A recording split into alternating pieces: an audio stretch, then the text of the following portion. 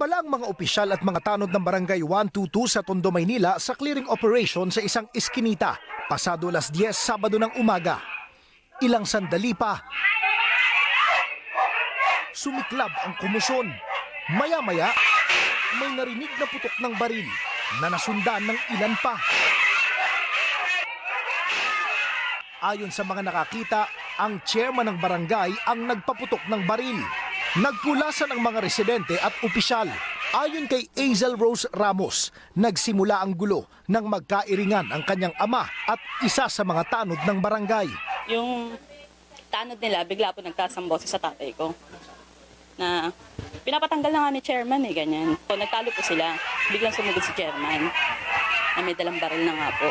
Pagtutok po sa kapatid ko, pinaba niya po yung baril, sabay putok po. Bagamat wala namang tinamaan ng bala,